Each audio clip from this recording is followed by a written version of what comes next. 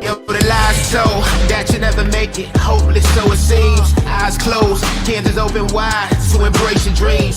Sometimes you gotta take a loss just to get the win. Like lies to sin was popping in like oxygen when boxes wet. Focus on the mental, never lose like a smooth instrumental.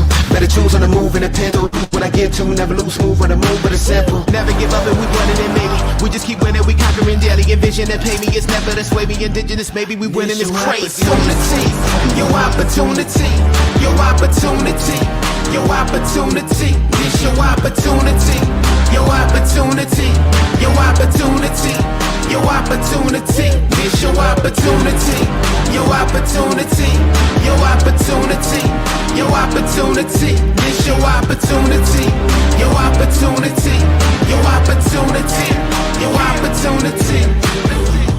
Woo! Yeah! What is going on, ladies and gentlemen? It is the Lion Villain Report, and I am your host, Russell Wayne, and Mike's jumping right in there. Boom! There's Main Event Mike right there. What is going on, Main Event Mike? Sorry I'm late, Russ. I was in the training room rubbing Jameer Gibbs' hamstring. Right. Well, as you know, right here, we're going to be talking a little bit about injuries today. We're going to talk about a little bit of that training camp buzz through all the teams in the NFC North. But for right now, we're broadcasting live into the Lions Villain Squad Facebook page with 52,000 of the villains right there. And we're also in the Detroit Lions News podcast with Joe Chapp and the boys. I tried a little bit different of a countdown to see if we won't get copyright dinged with the way that I did this morning's program right there. A little shout out right now to Main Event Mike's Football, the football show.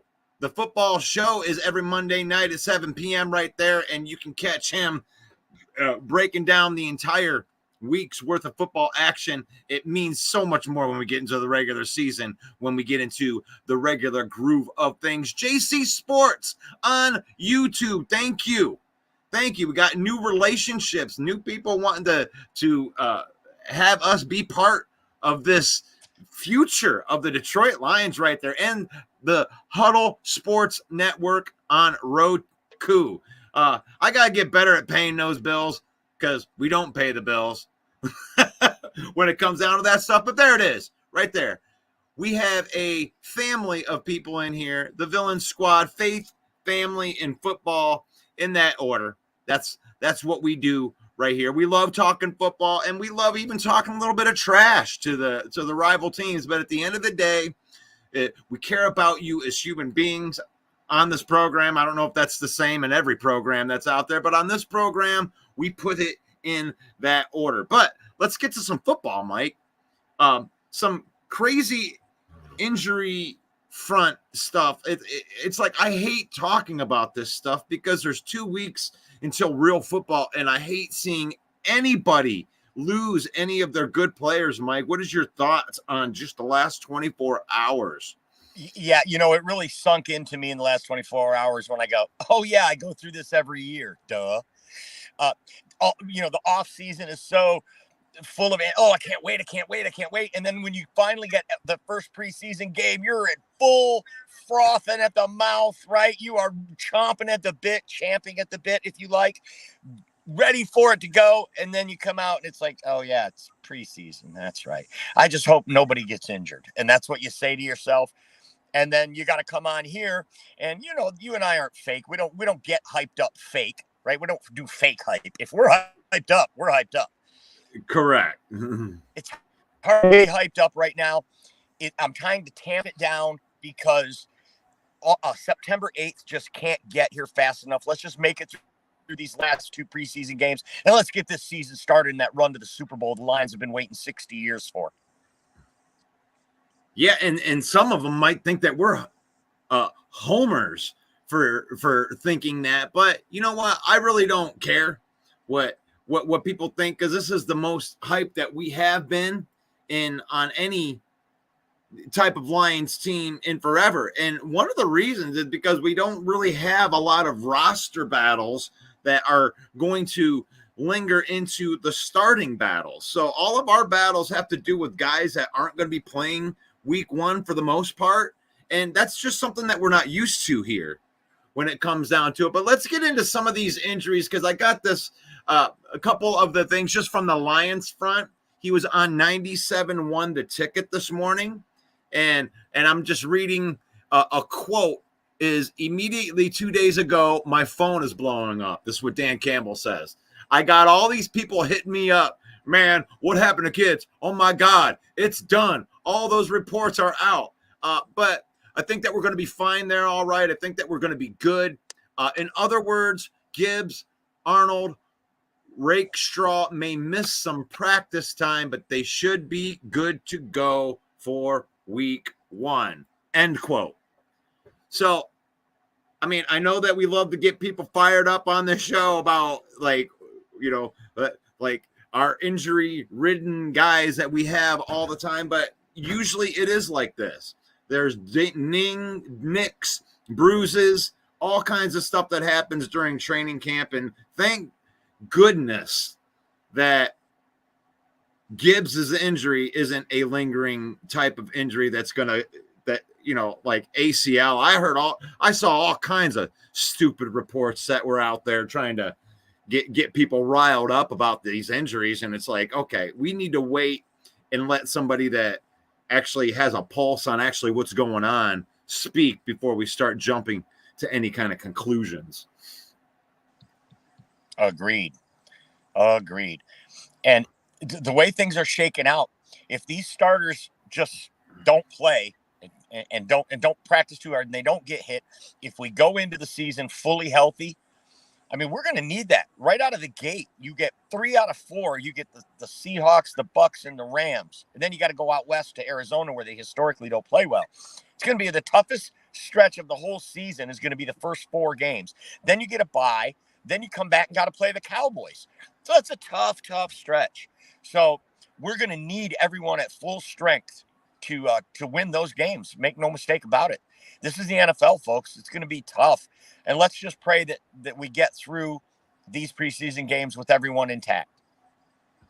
Yeah, I mean, in your opinion, I mean, let me go through here first, because we have our faithful in here. Jeffrey Addison is present and accounted for. Supervillain. He's a supervillain. He is part of our Patreon group. If you want to be able to support this show, you can go to patreon.com/villain squad. You can support a couple knuckleheads with a podcast right here. We're just blue collar guys. We handle everything on the Facebook page, everything on the YouTube page. We don't have a crew. We don't have licensed graphics artists or, famous people that come on our show or care about our show. So we just are just a couple knuckleheads that just love the Detroit Lions. We decided to start a page, and 52,000 villains later, here we are. Thank you to Elise Memes. The queen of memes says, good morning, Mike. How did you get that job in the massage room? She's in there. She's trying to get in there so she can work on some Amon-Ra St. Brown. The sun god. I think she has different motives than I do. That's right. She wants to work on that hamstring. We don't want to be pulling any muscles. Well, maybe she does want to pull. Never mind. Davey, one pride. It takes more grit. And on the way up, we're going to bite a kneecap off. What's up from Chance Latt? Time to bubble wrap, everyone, from Sarah. And she will segue perfectly into the other news right here, because I actually have good news for Sarah when it comes to at least my take on everything we were talking yesterday. JJ McCarthy goes out with a torn meniscus, is going to require some surgery. And what are your thoughts on that before I try to lift her spirits up a little bit? I think this might actually turn out to be a good thing. It now squashes any quarterback competition. They say if you have two quarterbacks, you have none. Let Sam Darnold take control. Let him come out as the week one starter, and it. Let the whole team rally behind him. There's no controversy. Now, just as he starts to stumble and beat Sam Darnold, right? And we know that they're very thin in the secondary, so they could be looking at a rough go coming out of the gate. Just in time for JJ to heal, come riding in on a chariot with purple flowers being thrown at him as he's riding into U.S. Bank Stadium, and give them some hope to save the day. That's a tough break, though, for JJ to get a meniscus tear in a preseason game. It's what I would call an auspicious start to his career. And I'm kind of bummed out because I was looking forward to seeing the kid. Obviously, as a Michigan fan, I was looking forward to seeing him going out and proving his mettle as an NFL quarterback. But we're going to have to wait. What do they say a meniscus tear is, Russ? Like, is that 8 weeks, 6 weeks? I'm not going to try to be a doctor. They keep on, every report that I see doesn't give a timetable, so I'm not going to pretend and be Dr. Russell Wayne. In the past, it seems like they have the surgery. It's like, 6 weeks, that type of injury, but I don't know. I don't know. I know that it requires surgery, and it says that he will be out for an extended period of time. And I'm not going to lie. Dr. Russell Wayne has a nice ring to it. Dr. Russell Wayne in here.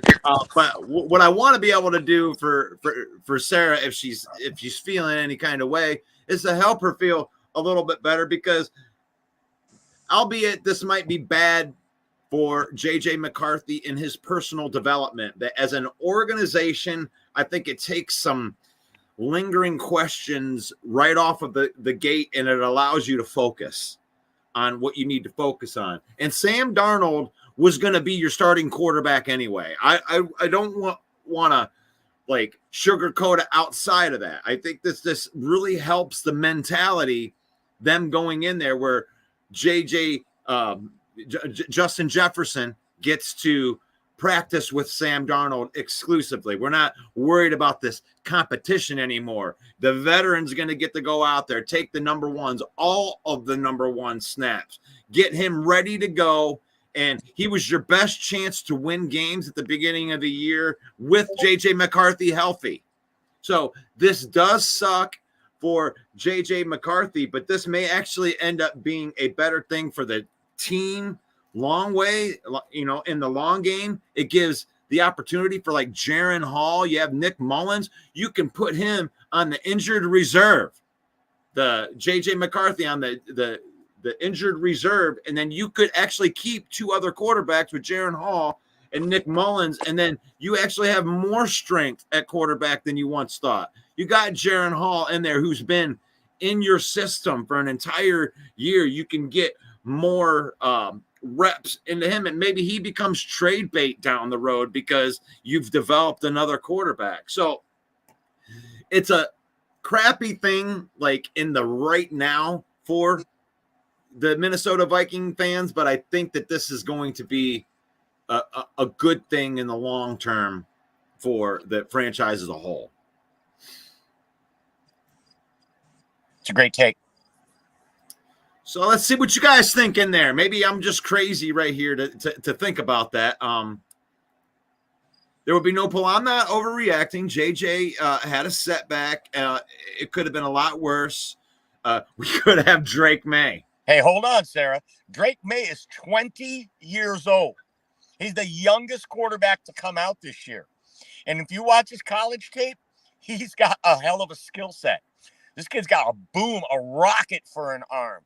Don't undersell Drake May at this point. He's 20 years old, playing at the NFL level, and in a preseason game, he looked really, really bad.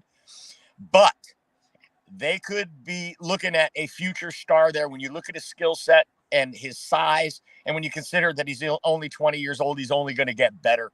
So I don't think people in New England are worried about that so much. Oh, man. So Brent says, just got here. What happened to JJ? You probably heard that because I put that comment up late. So you know what happened to JJ. He got injured. Torn meniscus. Going to require some surgery. Crazy as a fox right there. And Sarah says, Cat had the same injury. He was out 8 weeks and then came back for the Timberwolves playoff run. Tom Brady had the same injury at 43. JJ will be fine. He's young. His body will heal faster. And that's a good point. That sounds about right. That's Carl Anthony Towns, of course. Cat. And I would say that it might actually be harder for Townsend to come back. I think that JJ might even be able to come back faster because you're not a running back, even though he does run with the ball, and he is kind of a dual threat. He's not depending on that. He's not making hard cuts on every single play, putting it right on that knee. So where an NBA player, that's all they're doing is they're cutting, turning, cut. So it may have taken Carl Anthony Townsend longer to come back from a meniscus tear than it would for JJ to do it. So maybe 6 weeks. You could probably get it. And his body's younger, right? So that's a good point. That's a great point there by Sarah. When's the Vike Queen podcast coming out? All right. Fred Peterson says, I know it's old news, but the Vikings receive compensation for using the young man that lost his life in the accident a few months ago. Such a great question, Fred. I don't know. Kyrie Jackson loses his life in a car accident. Is that eligible for draft compensation? I mean, I'm not sure about that. It's not like it doesn't fall under a Rooney rule, right? Where you get a compensatory pick for promoting someone of color or something. So I don't, to my knowledge, it would be no, but I don't know, Fred. That's such a great point. Somebody might need to Google that, but I don't think so. I would say no. You have the Google. I have the Google. Google is your friend. Google is my friend. All right, let's get in here. And that was I didn't see any other injury news. I know that the Packers were dealing with their first round pick too. Like a lot of the big names, man. That's like concerning. Maybe they're all just putting more injury reports in for this year because they don't want to play preseason anymore. I've noticed that all of the national outlets that actually have affiliations with the teams are all like they got this overall just this message they want to put out there that they don't like preseason. You see, more of these injuries are in here. Well, they might as well do away with preseason because it's not really doing anything for the game other than injuring all these good star players. Wow, Roger Goodell might have been right. I mean, I noticed that this narrative is on every podcast that has an affiliation. So I really think that the NFL's trying to push this narrative out there to try to get rid of preseason games so they can make more money on regular season games. So what do you think about that take, Mike? Yeah, I've been saying it for a couple of years. Roger Goodell, when you hear these rumblings start, they start to pick up steam. Next thing you know, it's a new rule. You have the owners meeting twice a year in the offseason where they can make changes. However, The collective bargaining agreement doesn't come due again until 2030. So you still got 6 years before they can come to the table, and Roger Goodell could push this through to get an 18-game season. But as you were saying, part of his trade-off on that is going to be he's going to do away with the preseason to appease the players, because he's not going to be able to push that 18-game schedule through the players' union without some give and take. He's going to have to give them more, which usually translates to money. And we know that the NFL, off of every Sunday, with 16 games going every Sunday, or 15 games going, whatever it is, 14 games, they are making billions. And that's a small trade-off to get rid of the preseason when most of these coaches and players think it's irrelevant anyway. I hate it, though. The preseason is great for kids to get to go. People who can't afford $300 a ticket can get some preseason games and get to go see Ford Field in all its glory when the Lions take the field. And it would be a shame if the preseason goes away in that respect, especially when you think back when you were a kid, maybe you got to go to a preseason game if you're poor like me and you couldn't go to a real game. Preseason game was everything as a kid. So it will be disappointing in that respect, but mark my words, Roger Goodell is going to get this 18-game schedule through sooner rather than later, and he's not going to wait for the collective bargaining agreement. They may call a special session of the of the players union and the league owners to get together to talk about this specifically. Why? Because it translates into billions with a B. That's why. So it's going to be very interesting. Make no mistake, Roger Goodell wants this, and the preseason might just be a bargaining chip for him to use to get it through. Yeah, and I think that to add on to that, and I think you're right. I mean, this is a very, very small trade-off when it really, you might have to have a 60-man roster that dresses because you added the extra game. You want the extra roster spot. Oh my gosh, you might have to pay the back end of your roster guys an extra 7 guys at $800,000. Might cost you $10 million a year and in the back end of the roster. Whoa. Well, so I believe in that too. And in all fairness, let's be honest, when you and I were kids, if you can remember back that far, the preseason was a little bit different, because it almost seemed like the preseason had more meaning to it as to the wins and losses.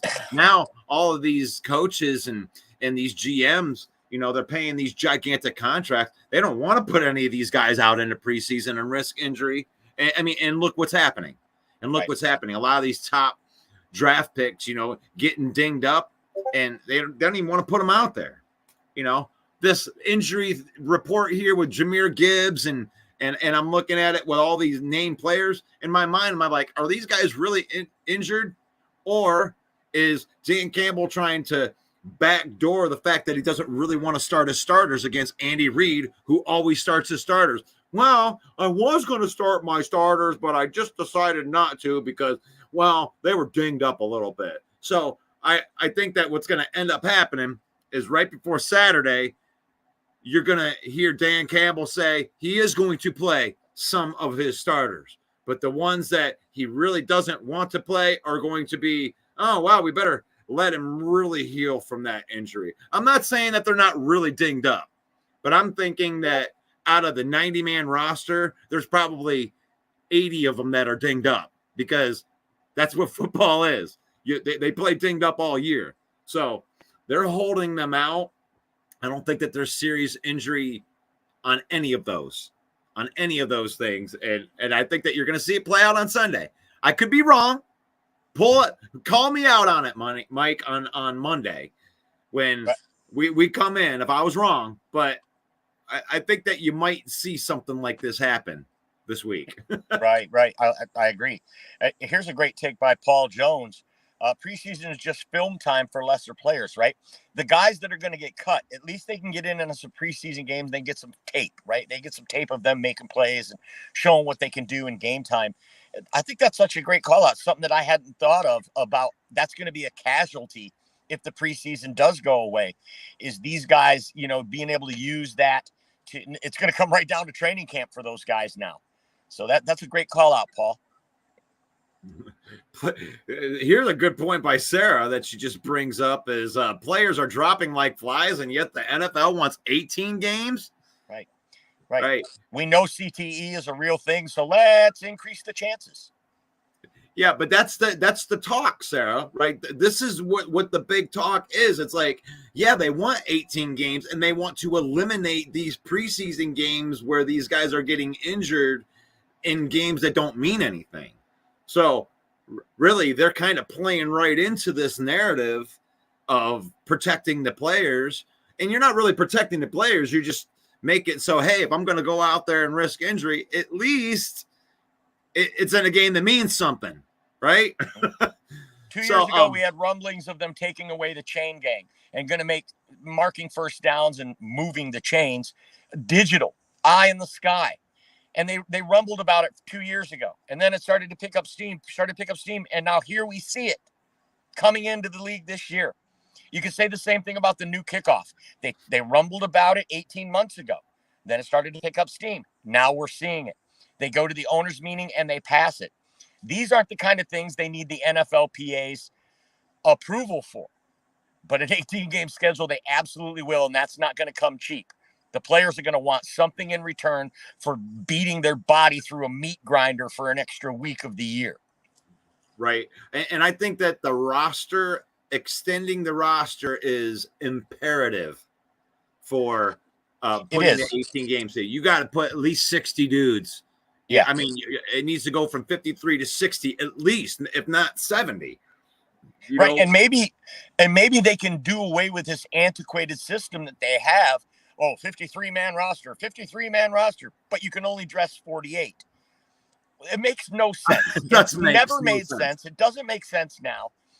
And when I ask about it, the answer that I'm given is competitive balance, right? They don't want your team trotting out 53 or 48, excuse me, and my team trotting out 46. So it still doesn't make any sense to me. If you have a 53-man roster, why can't all 53 men dress and be available to you? Because if you get a guy who gets injured, well, now you've got 5 spots where you can still dress 48 and not have to put them on injured reserve and such. It still doesn't make any sense to me. What? So I've got 5 guys injured. I dress 48, you dress 53. Big deal. Add an 18-game schedule. Now you're going to be able to, like you said, Russ, add more roster spots. That 53-man now becomes a 60-man roster, like you suggested.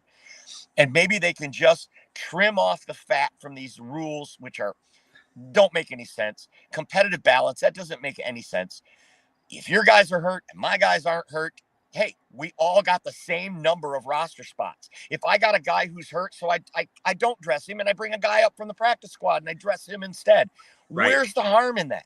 It doesn't make any sense. It's never made sense. And maybe this is the way we can at least get through that rigmarole and make a change there. And, there's some stuff that it's like, I like the fact you want to change things to make it safer. I get all of that.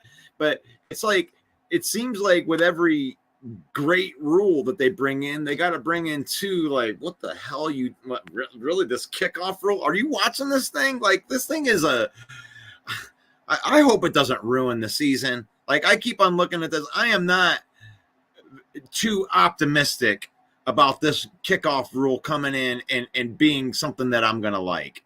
Like, I see it ruining games more and creating weird advantages and disadvantages for teams to where it may take the element of winning the football game away. Oh, wow, you got a long touchdown. Oh, something happened during that play that nobody knows anything about, and it completely changed the complexion of the game. And it's like, people aren't understanding the rule of it, and there's a lot of confusion on it. And I think that's the biggest question mark I got going into the season all around. Like, I'm on the opposite end of the spectrum from you. I am optimistic about the new kickoff rules. Okay. I really am.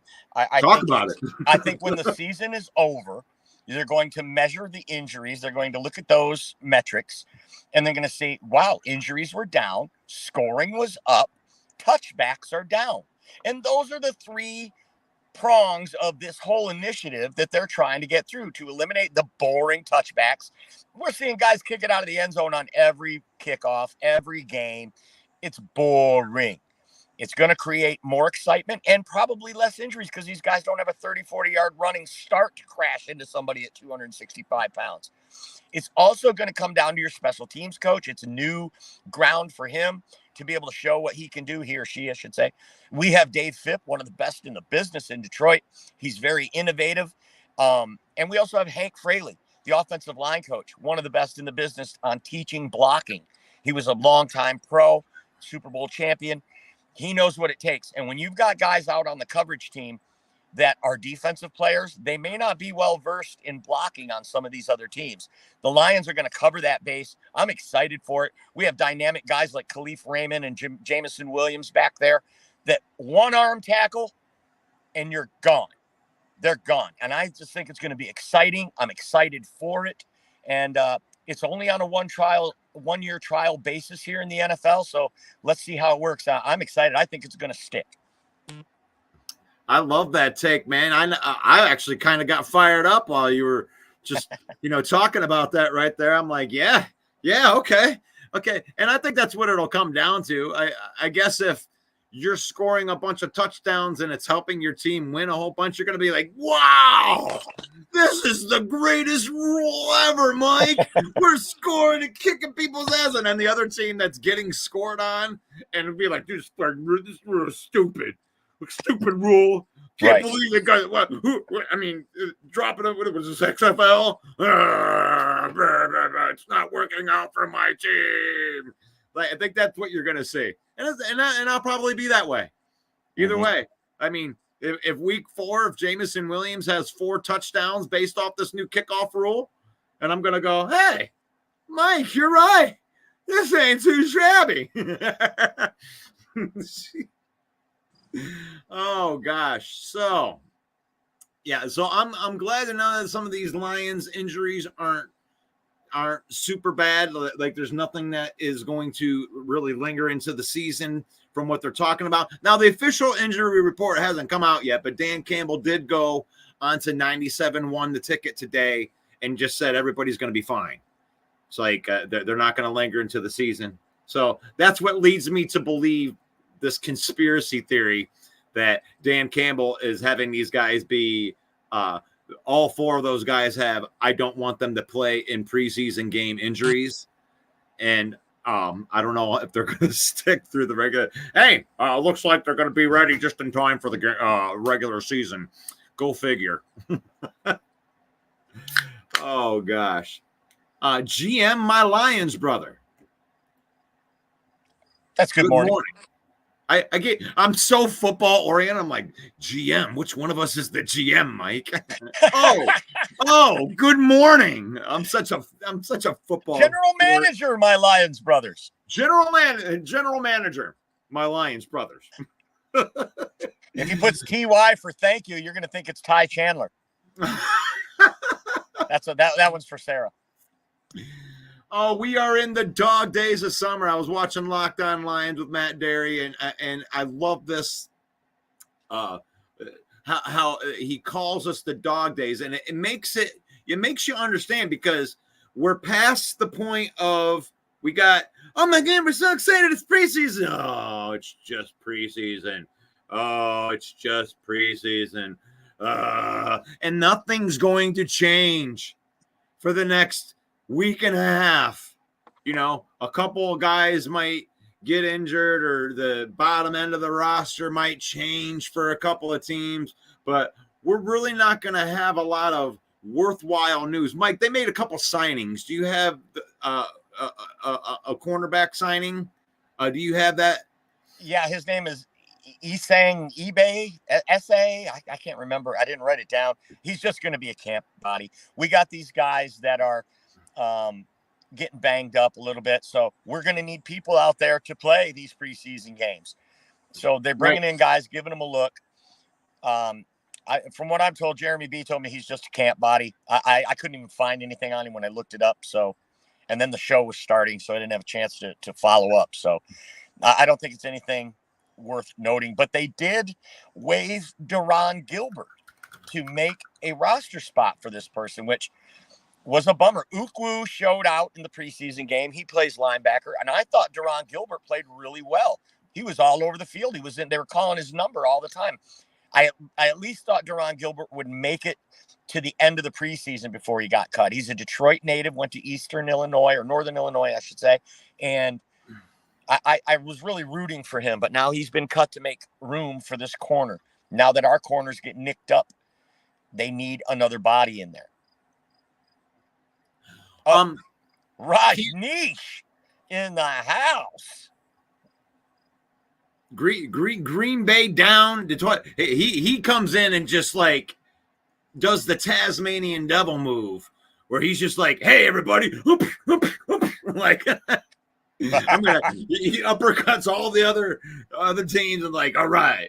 But hey, Rajneesh, it's like, you know what? One of my good trolls for the Chicago Bears. I love it. I love having Rajneesh in there. And anytime I get a Green Bay Packer troll, I like to use I like to use like guys like Rajneesh and the Chicago Bears as part of my troll back to them, being like, "Hey, Green Bay, don't worry about Detroit.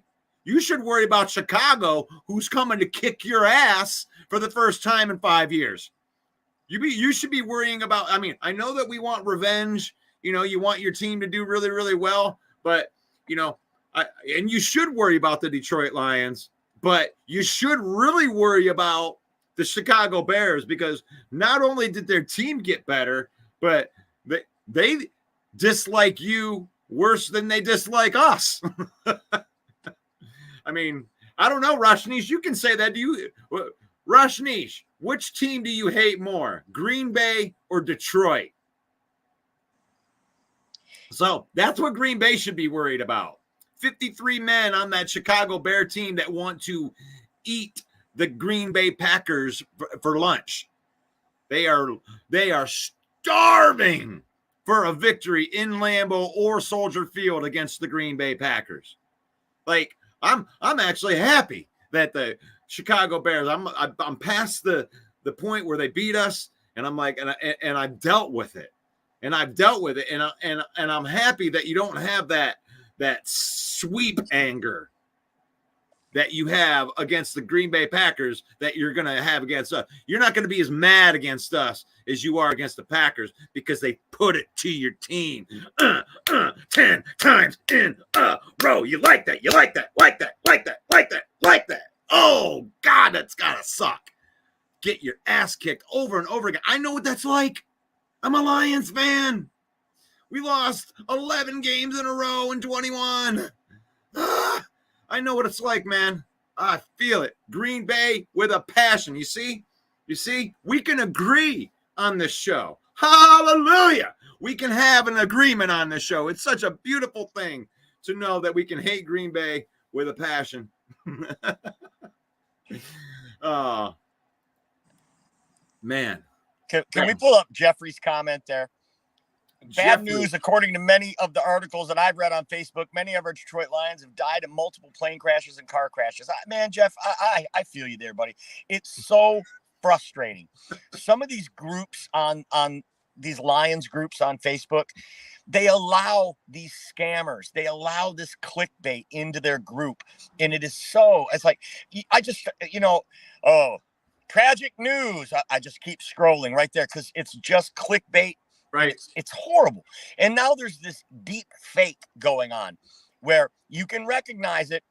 The first one that I saw had Brandon Ayuk calling Taylor Swift a fugly witch.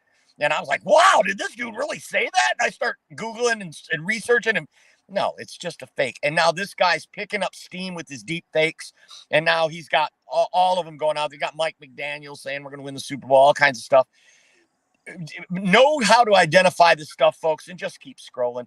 And if you're a member of these groups and you're sick of it, go over and join our group where Jeffrey Addison and myself and Russell, we keep the group clean of scammers. Sometimes they get through, but we delete them immediately when we find them, when we ban those people.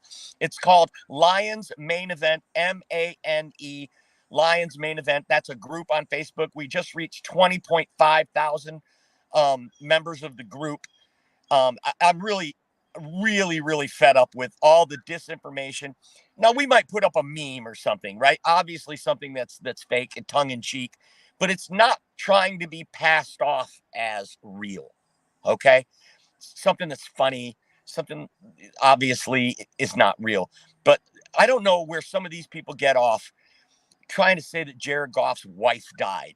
Things like this to get you to click on it. There's a special place in hell for those people, I feel like. And I'm sick of it, Jeff, and I'm glad that you brought it up.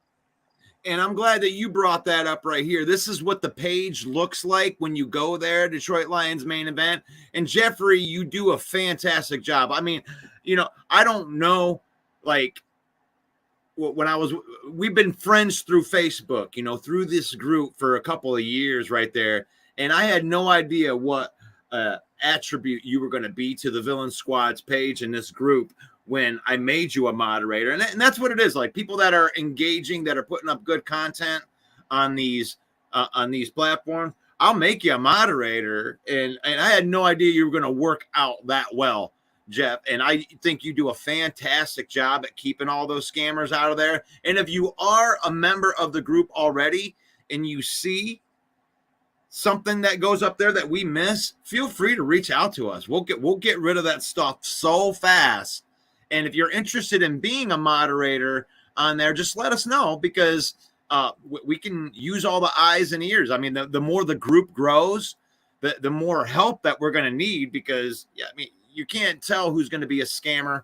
Fake profiles come in all over the place. They're going to try to, sell you tickets, or they're trying to sell something. We're not going to allow anybody to sell anything on our page, for one, because it's our page. And if we're going to sell something, we want to sell something. Buy the stuff from us. like that's our, when we put links out there. So if it doesn't come from us, then it's not real. Right. So I appreciate that. So, and the best thing about the best thing about groups is, for those that don't know, you can't post on a page. You can comment on a page, but you can't post. In a group, you can actually post your thoughts, your take, your opinion, right, put it out there, get engagement on your takes. And then as the page, we can go to the group and share it to the page when it's a good take. And nothing excites us more than being able to share a good take from our group onto our page. So it's Lions main event. Go over there and let your voice be heard. That's awesome. That's awesome. And then a couple of them, like Elise Memes and then Steve McMania, they're making good content. So good that we actually made him a moderator on our page. And then that gives them an opportunity to push their, memes and their creations out to our 52,000 people, which helps their page. And it's like, I love the community that we have of Lions fans. And we're not that big. Like, honestly, 52,000 people, most of them are just Lions fans, and they don't really care about, me or Mike. They're just Lions fans. But we do have a nice little group of people that love coming up here in the morning, talking some football from all three of the fan bases. I love having them in here. Joseph says simple Google search, and you can save yourself a lot of grief. Yep. And these scammers have made us take an extra step that Joseph is talking about. Yeah, you can dispel a lot of these spam things by just going to Google, but I'd rather just go to a group that already took that into consideration. That way I don't have to worry about going to Google. I know that the information that's coming out on that page is going to be good, And Roshni says, and don't sell us a toilet Lions Super Bowl. We don't have to sell it to you. It's just going to happen. And there's really nothing that you can do about it, And it's like, no one's going to take this NFC North title from us. Not because you're not good enough. It's because we won't let you. I think that there's 3 teams that are good enough to win this division, in this division. Unfortunately, only one of them is going to, be the last one standing. And on the way up, we're going to bite a kneecap off. Oh, gosh, I had a good one there. Brian Stover says, if we start the season Sunday, who wins Lions versus Rams? I don't know. I wouldn't know that because I don't know how serious these injuries are. Like, if you're telling me we're starting the season and we are starting the season without Rakestraw We're starting the season without, Aleem McNeil, DJ Reader, Sam Laporta, and Jahmyr Gibbs, and Kevin Zeitler, and all of the guys that had been injured. We don't know if they're injured. If we start the season without all of those guys, the Rams are going to beat us. It is what it is, right? You miss that many of your front end starters, Mike. I mean, who's gonna recover from that? Well, the Rams are beat up on the offensive line. So if they played this game Sunday, I think the Lions win. DraftKings has the Lions favored on September 8th by 3.5 points.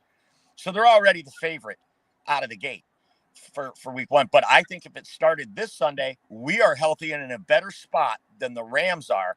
So I think we would definitely cover that 3.5 point spread if we were to play this Sunday. On September 8th, I'm not so sure because they'll have plenty of time to get their offensive line back in shape. And that's going to be the real difference. I thought that was the real difference in the playoff game. They could not run the ball in the red zone. So they had to settle for field goals while we went down and got touchdowns. We only won by 1 point, folks. Jack Fox is the best punter in the game. Jack Fox should have been the MVP of that Rams playoff game. Matt Stafford had to start every drive inside of the opposite red zone. And when they got down into our red zone, they would stall because they could not run the ball in the red zone against us. So Jack Fox, the unsung hero of that game. And it was a close one, a nail biter for sure. It never felt like the Lions were going to lose that game, though, did it? It felt like we were in control of the game the whole time. So great call out, though, Brian. Love it. It is. And like I said, it depends on our injuries. Like if that injury report came out for Sunday and we are missing all those players, Mike, I don't know, even them would beat up. Like we were missing Laporta, Gibbs, Zeitler, and Terrion Arnold, Rakestraw.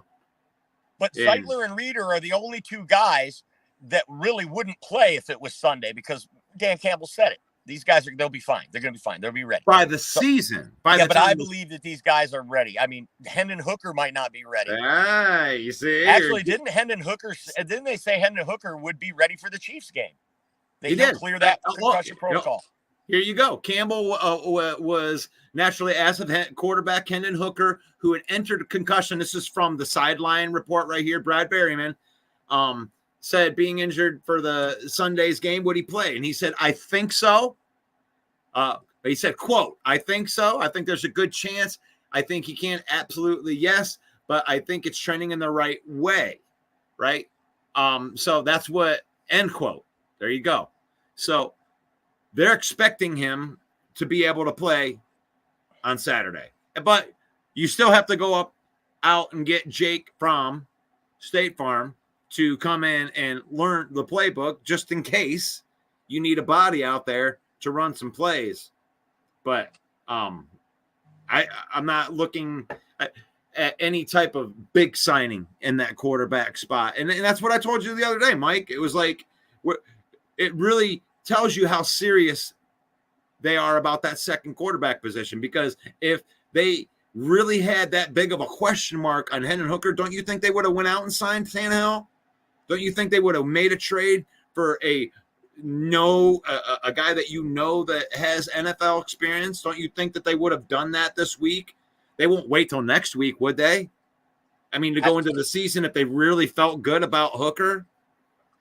I think that the Ryan Tannehill thing sounds sexy and everything, but what has been Brad Holmes' mantra through all of this is the right guy, right? The right fit, the right character. Let's take a look 2 years ago when Malik Willis was drafted. And Ryan Tannehill came right out and said, hey, I'm not mentoring him. They don't pay me to mentor anyone. Is that the mentality the Detroit Lions have built this team on? I don't think so. So as much as I'm pining for it, you're pining because it sounds sexy. The people on the inside know what's up, and that Ryan Tannehill might not be the right fit. He went to Texas A&M.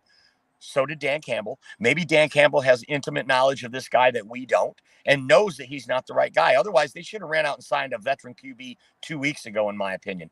Now the Hendon Hooker concussion just heightens that. Believe me, this Jake Fromm signing is because of that. They need another guy to trot out there because Sudfeld ain't going to do it. You can't put Nate Sudfeld out there for 3 whole quarters. It would just be disastrous. So I think they're behind the scenes. They are making a plan. And I've said it for a couple months now, and I stand by it. They will bring in a veteran quarterback to sit on the bench behind Goff at some point.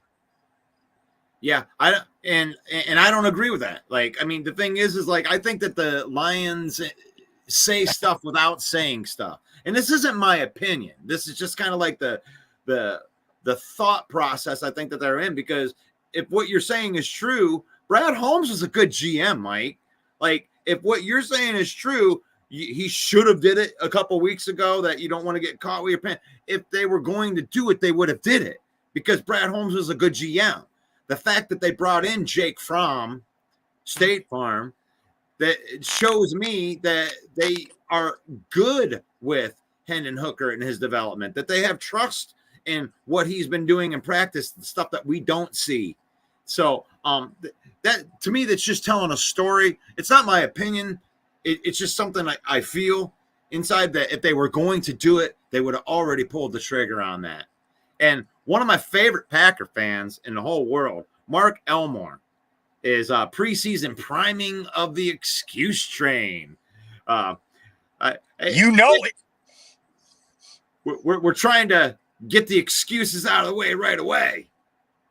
Yeah, we love Mark Elmore. I mean, you can count on him to be on most of the Lions Villain Squad posts. You got to make sure they're really good posts, because if they're not perfectly grammatically correct and everything right there, Mark Elmore will come in and tell you all about it. It could be the most brilliant post ever. Don't miss an apostrophe. Don't miss a E at the end of the sentence or anything like that, or a T. Like, I got busted on a post yesterday where I was saying, I asked the fan base which game that you want the most revenge on. And I meant to say the Lions aren't the only team that have revenge on their thing. And I didn't have the apostrophe T at the end. So it said R. The Lions are the only team that has revenge games. And he called me out on it. And I had to switch. I switched it very, very quickly. Yeah. Because of all the Packer fans, I feel like he's the most literate. And he sure is. And he called me out on it. And if I was really saying that, I would have called my own post lame. If I said that we're the only team that deserves to have any kind of revenge games, that would be like a Bear post. That would be like, yeah, 15-2. We got a quarterback. Okay, you're going to be better. But come on, man. Let's a Super Bowl. Year 1. We appreciate you, though, Mark. We appreciate you engaging on our comments, on our posts. I want you to know that. I mean, I don't like your team, but I like you. So appreciate it. And you can tell he's not from Green Bay. You know, like sometimes the coolest Green Bay Packer fans are not from Green Bay. They're fans from other states. Right. Well, the cheese on his head would melt down there in the Carolinas. That's right. That's right. He doesn't understand. He doesn't understand how the cheese is going to. Anyway, Fox. Brian Stover is agreeing with you that Fox is great. And it is the excuse train, but this is what we call the dog days of summer, Mark. The dog days of the training camp, because here we are. Here's this train, right? Yeah, preseason is here. Woo-hoo, yeah. Oh, God, it's just the backups. How crazy you said that. Can you hear the train whistle in the background here? How crazy is that? You said, here comes the train, and it went toot, toot, right on cue, buddy. And then we got 2 weeks of, trying to report to you, a guy that wasn't going to make the roster, that isn't on the team anymore, a guy that isn't going to make the team, replaced him on that 90-man roster. And I got to tell you about him. And we got to look these guys up. And it's like when 90% of your team is already set, from the starters and the backups. And it's like, what are we really talking about, Mike? We're talking about a number 4 wide receiver. We're talking about the 7th offensive lineman coming off the bench that we're having a battle for. We're talking about running back number 4, number 3, the battle between those two. The intriguing one is the cornerback room, because there's a lot of moving pieces right there. So there's one intriguing thing that we like to look at. And then last preseason game gave us an entire 3 series with those guys. And then we went back to the, 4th, 5th cornerback battle. Ooh. Oh, how about the 4th safety, Mike? How about that? Let's talk about it. Well, let's talk about the 4th and 3rd and 4th tight end. Is it James Mitchell, or is it Shane Zylstra, or is it undrafted free agent Nice? Oh God, it's so much excitement for these guys. Now that you mention it, the 4th safety, since you did say the 4th safety, a guy named Brandon Joseph, who tried to make the team last year and was relegated to the practice squad. He had an interception in the preseason game. He's had 2 picks in 2 days in training camp. One of them was off Goff. So this guy making a case. He made a strong case last year, but didn't make the team. Now we might see Brandon Joseph make this team. I think it might come down to how he plays on special teams. You've got Khalil Dorsey back there. You've got Stephen Gilmore back there. These guys all fighting for a spot. And Brandon Joseph, who is a natural safety, a lot of people rooting for this guy, and I'm one of them. Yeah, and you know what? It's like those, like Emmanuel Mosley was the biggest surprise in the preseason to me, and then it was the biggest surprise. It was like the biggest surprise and then let down so incredibly quickly. Going into preseason, Dorsey and Brandon Joseph were on my list because they needed to be. Right? Those were where the battles were, because I didn't think Emmanuel Mosley was going to be there. Who's going to be that 4th and 5th cornerback that, that was predicated off of a guy that can play cornerback and slot corner and safety. The most versatile piece was going to be the guy. And then all of a sudden, Emmanuel Mosley shows up and starts rapping with the ones. I'm like, what? Oh, wow. And then he was gone as quickly as he came in. But now my mentality is back to where it was before camp even started. And I didn't think we were going to see Mosley until week 8, where I'm like, who's going to win that backup job? And Brandon Joseph got a glowing response from Dan Campbell in saying how these guys are developing.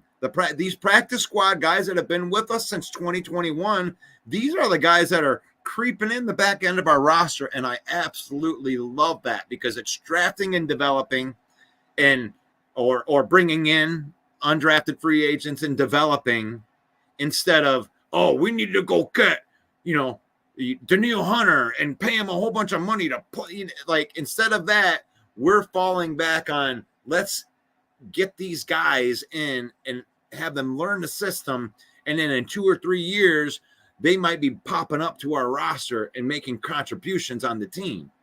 And I think that's what you're seeing. Joseph was 2021, wasn't he? I mean, he was an undrafted free agent from 21 or 20. I thought. Or was it 22? So one of those developmental dudes that were on the practice squad. And I think Mark Elmore that's what Wilson, their running back, was like that too. Just a guy that just hung around on your practice squad, and all of a sudden, like, oh, okay, he's pretty good.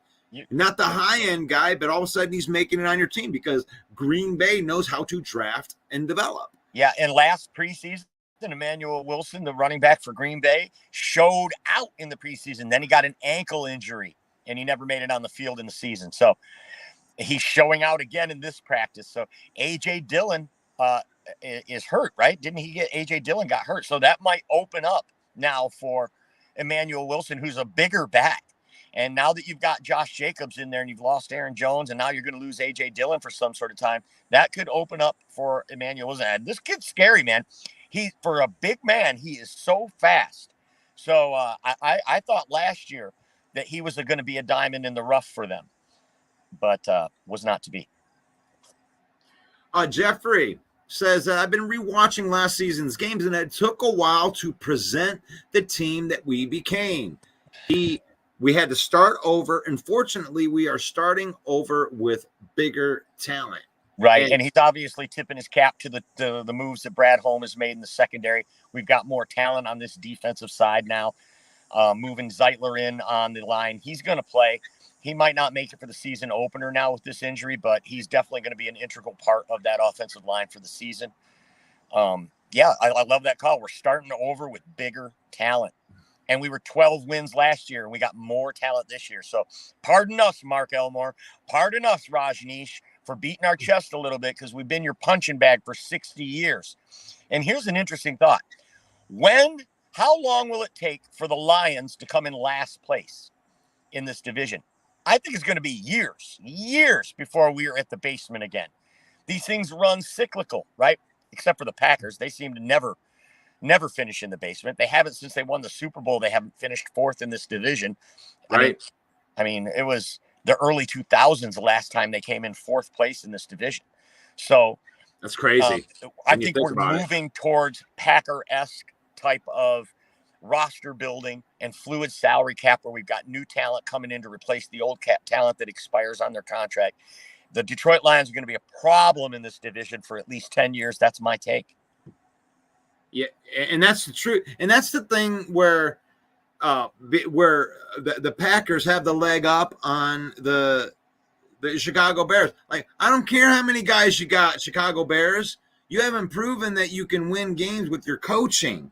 You haven't proven that you can draft and then develop those guys. You're bringing in these really awesome pieces that are coming in and individually doing well, but you're not functioning like a team for an entire year. You got spurts. You won 7 games last year, okay? And you did it. And I know that everyone says that Justin Fields, oh yeah, it's because Justin Fields was bad. Justin Fields makes plays with his legs that nobody else will make. Okay, so you had that element no matter what. Now, Caleb Williams is different. He's way different. He makes his plays different. Going to make his money different, and he will probably be a better quarterback for you guys. And I've been on record to say that, but Green Bay has a track record of drafting and developing players. You don't.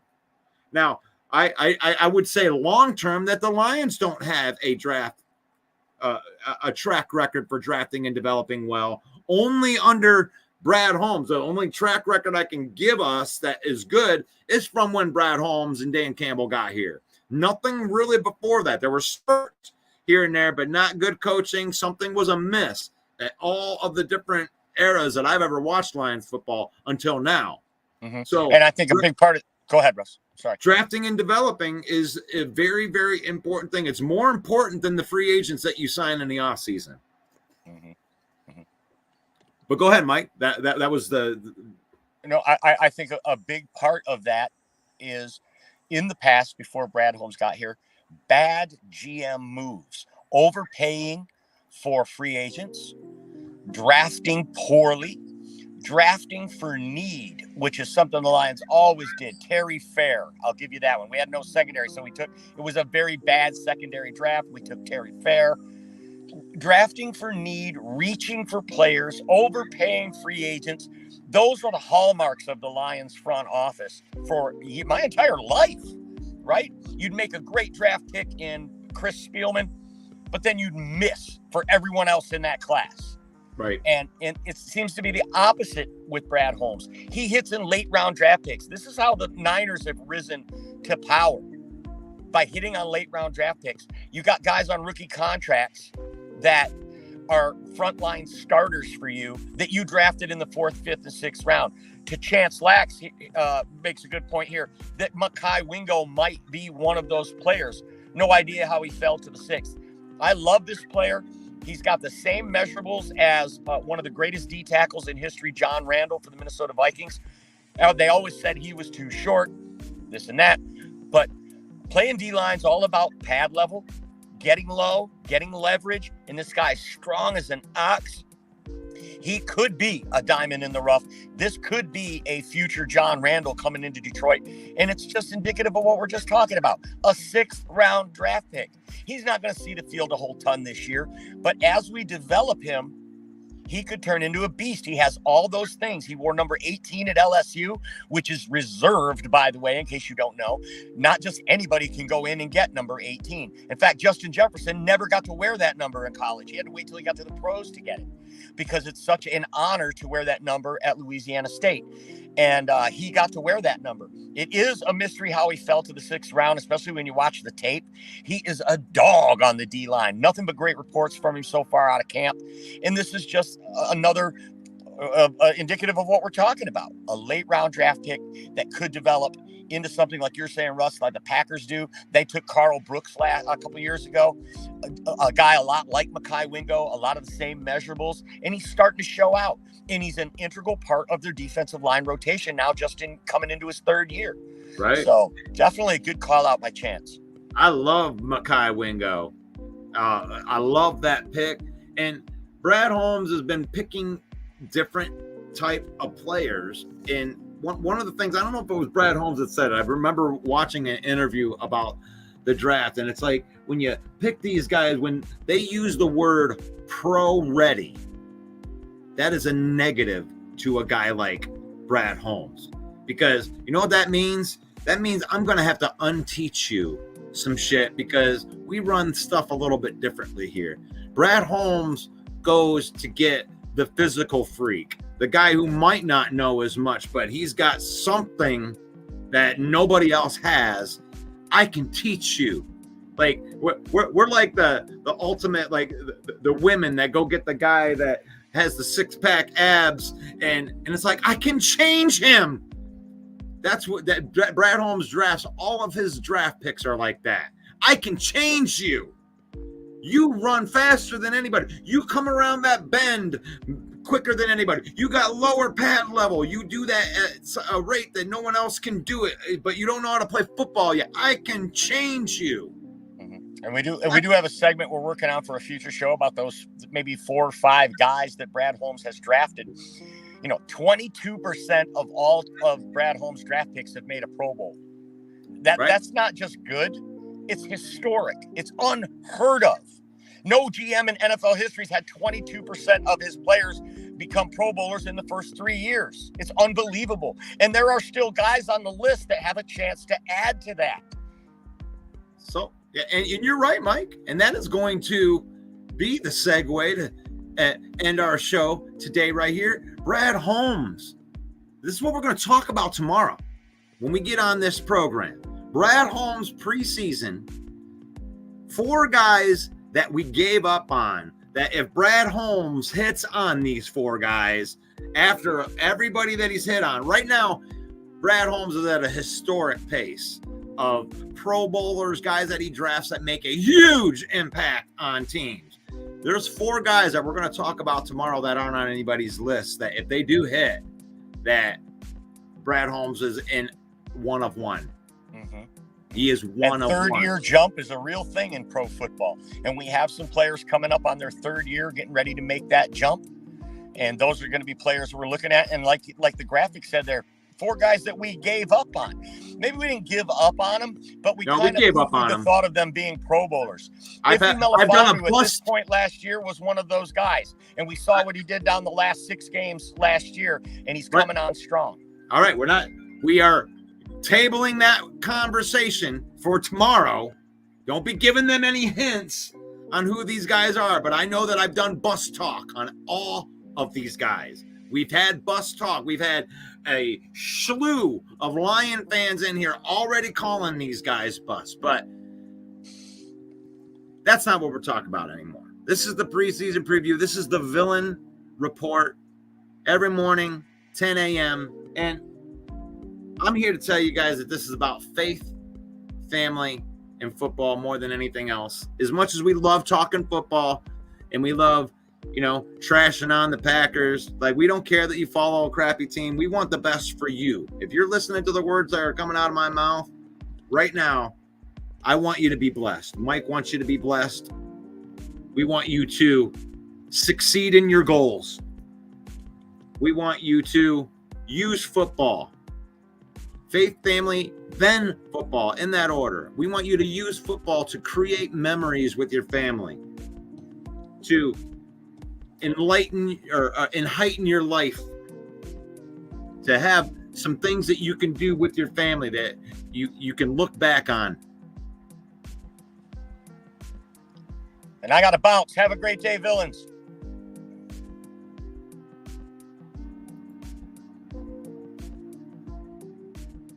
So faith, family, then football. And I leave every one of my broadcasts with the blessing over your life, because I think that's more important than anything else. May the Lord bless you, and may the Lord keep you, and may the Lord shine his face upon you until we meet again tomorrow for the Lion Villain Report. Peace out. Make it hopeless, so it seems. Eyes closed, Kansas open wide to embrace your dreams.